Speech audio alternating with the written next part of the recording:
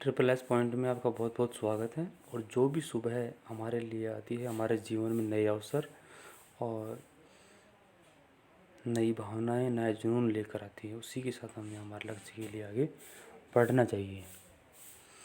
आ जाइए करते हैं आज के सेशन है उसके बारे में बात। आज हम पढ़ेंगे कॉमर्शियल बैंक्स। और कॉमर्शियल बैंक्स दो प्रकार के होते हैं, शेड्यूल्ड बैंक्स और non scheduled banks. Scheduled banks में तीन प्रकार के होते हैं, public sector banks, private bank और foreign bank. Public sector bank के थ्री टाइप्स के होते हैं, नेशनलाइज्ड जो 19 बैंक थे, एसबीआई और IDBI, industrial development bank of India. तो हमें ये दो चीज़ें देखनी है, शेड्यूल्ड बैंक और unscheduled bank.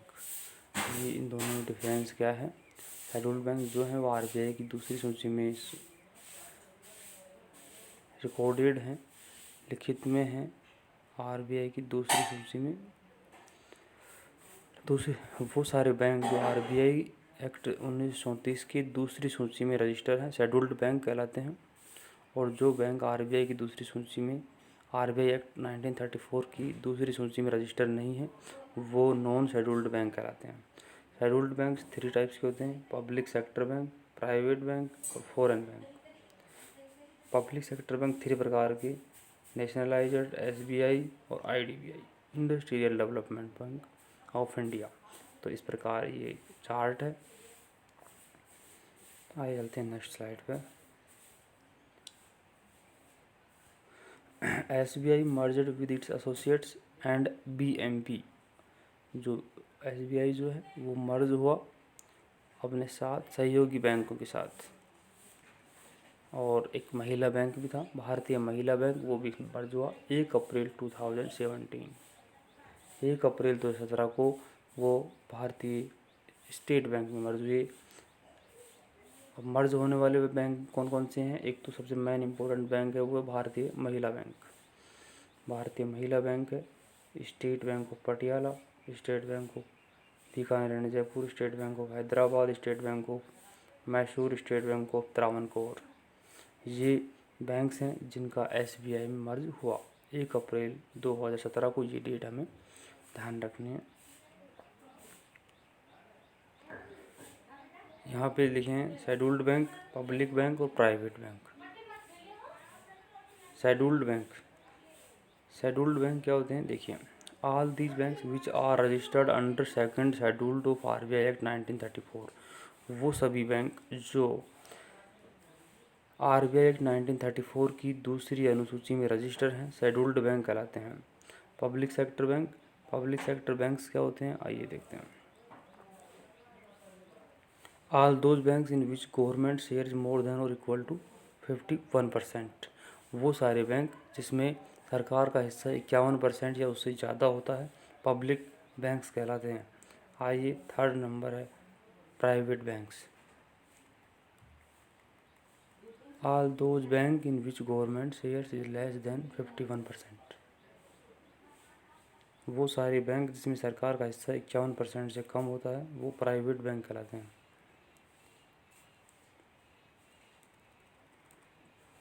The bank have 50% share और government 50% share private, then it's come under private bank.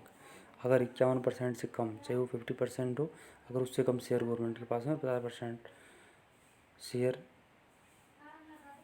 Private हैं, तो उसके लिए वो बैंक जो है प्राइवेट बैंक कराएगा। तो ये हमें ध्यान रखना है, अगर 51% नहीं है टोटल तो वो फिर प्राइवेट बैंक कराएगा। चलते हैं नेक्स्ट स्लाइड पे।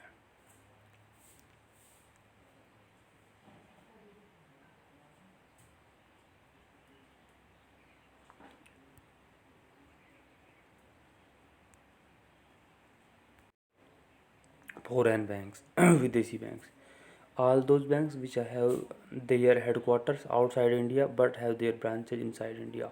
ये कह रहे हैं कि विदेशी बैंक वे होते हैं, वे सारे बैंक जिनका मुख्यालय भारत से बाहर है, जिनका जो हेडक्वार्टर है वो तो भारत से बाहर है लेकिन उनकी शाखाएं भारत के अंदर है, वो सब फॉरेन बैंक्स कहलाते हैं।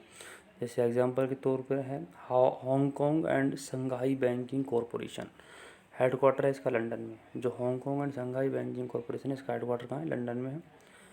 और इसकी जो ब्रांचेज हैं वो भारत में भी हैं। नॉन शेड्यूल्ड बैंक्स, जो गैर अनुसूचित बैंक हैं वो क्या हैं? आइए देखते हैं। All those banks which are not registered under second scheduled of RBI act 1934। ये जो बैंक है फॉरेन बैंक्स, इनकी जो हेडक्वार्टर है वो तो विदेश होता है, लेकिन जो ब्रांचेज होती हैं वो इंडिया के अंदर भी होती हैं। और जो HSBC है, Hong Kong and Shanghai banking corporation, headquarter इसका लंदन में है। जो गैर अनुसूचित बैंक है, नॉन शेड्यूल्ड बैंक है, ये रजिस्टर्ड नहीं होते हैं आरबीआई एक्ट 1934 की दूसरी अनुसूची में।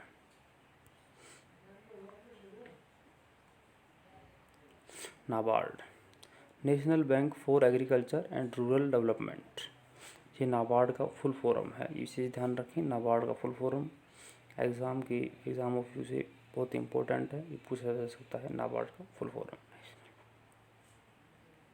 और इसकी जो स्थापना है वो 12 जुलाई 1982 है। 12 जुलाई 1982 को इसकी स्थापना हुई है under recommendation of Sivaraman committee. जो जिस कमेटी ने इसको रिकमेंड किया है वो शिवरामन कमेटी है।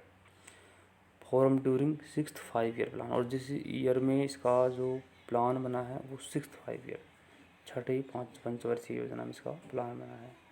और इसका जो हेडक्वार्टर है वो मुंबई में है। तो ये 5 फैक्ट्स हैं, इनको ध्यान रखें।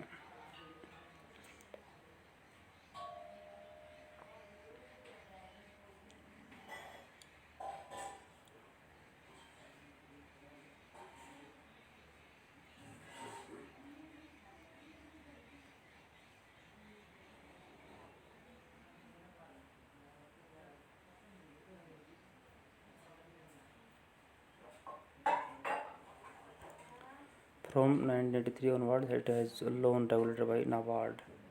1983 में नाबार्ड ने रेगुलेट कर दिया है लोन देने के लिए।